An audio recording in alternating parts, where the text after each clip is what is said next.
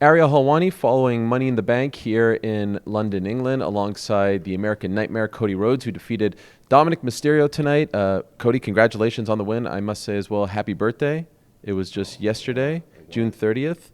Did you have a good time spending your birthday in London, or were you still in Ireland? I was actually, we did a show in Newcastle. Oh, okay. And I was very excited when I saw Newcastle, just because, not knocking any places that I've had my birthday in the past, but for 18 years, my birthday has been on the road. 18 years, fully. I've never been home for my birthday. Wow. And one of the towns was, we've had some less than exciting places. I'm not going to say anywhere. It might have been Sioux City. It might have been. Okay. Either way, and I like Sioux City. No disrespect. No disrespect. But Newcastle was a great vibe. And, you know, it's one of those birthdays where you kind of want less attention on the birthday, but it was very nice. I came back, and someone who has no reason to like me, and we don't necessarily get along, that being our world heavyweight champion, Seth Rollins, had a cake provided for me from the production team, and I got to blow the candles out, and I made a wish, the whole deal. So, yeah, it was nice. Well done. And a bit of a swerve there with Seth being the one to provide it. I like that. Yeah, you know, I think, I don't know, maybe we'll end up growing to be friends at some point. You got daughters, whole deal. I love Becky. I do. Seth just... But a great wrestler, big-time superstar. You know, obviously tonight was big and a great match, and I want to ask you about it, but have not seen you since Los Angeles. Okay. And if I can ask you about Los Angeles, Sure. I would have bet my mortgage, I would have bet my life savings that you were winning that night. Yeah. And I couldn't help but think afterwards, how was Cody feeling about all of this? It just seemed like it was all coming together for that moment to finally happen, for you to finish your story right there in L.A. Could I ask you about the aftermath? You went to the back. Everything kind of dissipated. How did you digest that night? I had a really good conversation that night with Triple H, where he was really just trying to impress upon me how important it was that we just main evented WrestleMania. And even when someone who is one of your favorites and someone you've tried to get their attention and had a unique relationship with, even when you're hearing it from them, even from someone who would know, he would know, I still in my just gut just kind of had to say, like, this sucks. Like, this sucks. This walk is going to suck. My mom is waiting by the bus. Little Brody's crying. Like, this sucks. But I've never one thing that I didn't want to do was whine. You know, everyone, my buddy Sean Ross Sapp, I guess like half buddy, half not, but he was saying, like, I wish Cody would talk about how he got screwed at WrestleMania. I'm thinking that's not the way to do it. Like, I'd be kicking my own ass if I'm out there. Oh, well, I wanted to just, the story is unfinished. It is. And I wanted to just move to trying to get back to finishing it. Really, that's where I was at. So I quickly didn't get over it. It's not a pain you get over. But I quickly was able to, like, chin up and move on to the next thing. Because coming to Raw was really, really, really tough from a character standpoint and a human standpoint. Very tough. But, yeah, I'm sorry. I'm glad you didn't bet on it. But you also, though, to be fair, you were telling everyone that Sammy was definitely winning. Yes. Montreal. So maybe I'm the guy. I should just shut up. Maybe you're just actually a really good consumer of this. Yeah. And you ride. I mean, I thought the same. I watched, like, when we talked in L.A., I thought, oh, maybe Sammy's going to do it. But Jey Uso pinned him tonight, first time in 3 years. That's a huge, huge deal. Surprised? No. I think everything is happening in a way that was kind of described before WrestleMania. You know, the Usos lost the tag titles, but then the next thing you know, Roman's whole bloodline has fallen apart, and then part of that, a huge byproduct, Roman getting pinned himself. I think I'd like to see where it goes. And I look forward to it. I know you were just asked this question, so I apologize for asking it again, but it did catch me a little bit by surprise, but I understand now that I've thought of it. Winning Seth's belt isn't enough. That's not the story here. That'd be a nice little pit stop, but it has to be the belt that Roman has. So I wouldn't even, like, you're very good at what you do. He dropped a nice little pit stop. I wouldn't even consider it.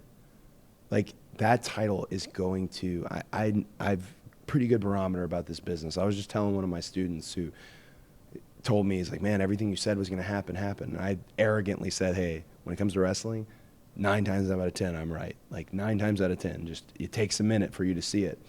And with that title, I'm telling you, it's going to be so, so, so special by the time we get to WrestleMania, just because of what Seth's going to pour into it. If it remains Seth, it's a huge, huge title. Not a pit stop for me or for anybody, but it isn't the story. It's not the reason I came back to WWE.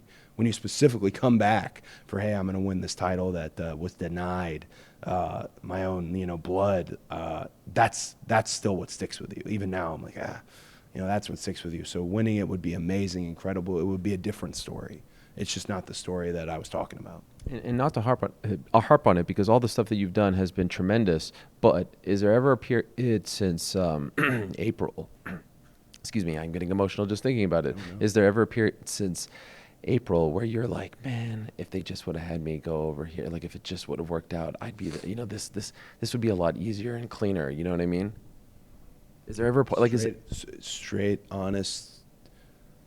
I had to instantly not think of any excuses or any hindsight. Hindsight is special, and if I, went crazy with some bourbon here or something, and maybe I'd start thinking about what could have been. But what could have been is great. I still have an idea of what will be. I really, really solidly do.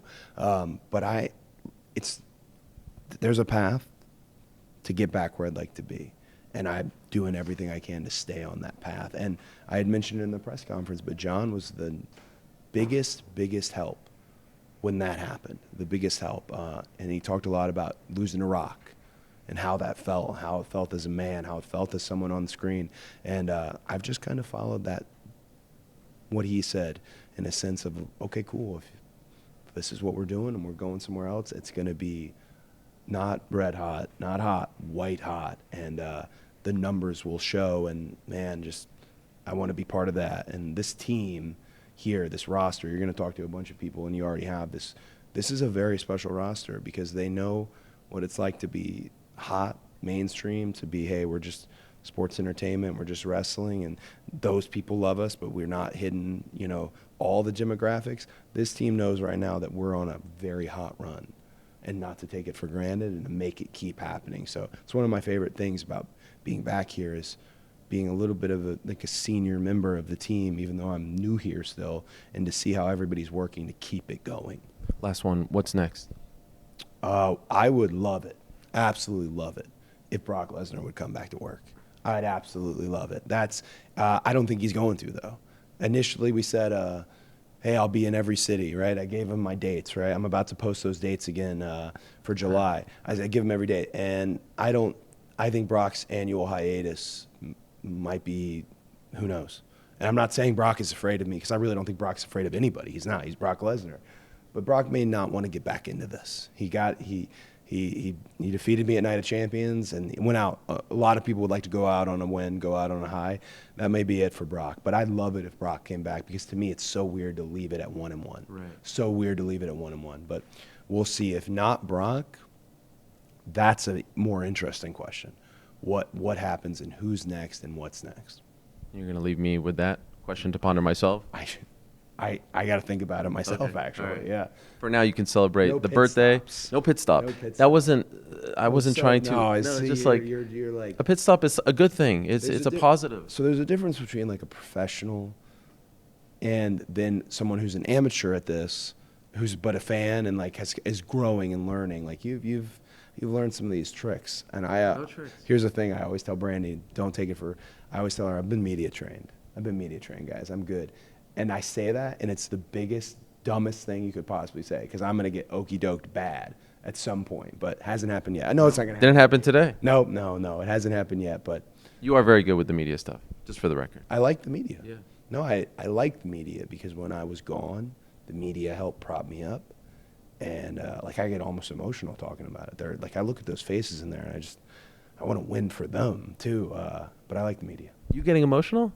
Yeah, I know, right? We strive for tears. You just give it up on the first question. Yeah, that's why I love talking to you. I've tempered it down. My old acting coach, he was featured in my documentary, and one thing he talks about, he's like, my emotional availability. I'm like, I don't know if that's a cool thing to talk about how big I am or something. Who knows? But yeah, that's me. Well, congrats on the big win. Thanks. Happy birthday. Enjoy it all, and looking forward to what's next this summer for you. We don't know. You'll leave us I'll tell you hanging. what's next is eventually you, and I know you're not ducking me on it. But I would like to see the dartboard. Yeah. Again, that was really tried to embarrass me in New York City, in the world's biggest market. Before Raw. Before a Raw, really tried to take me off my game, and then just pummeled me.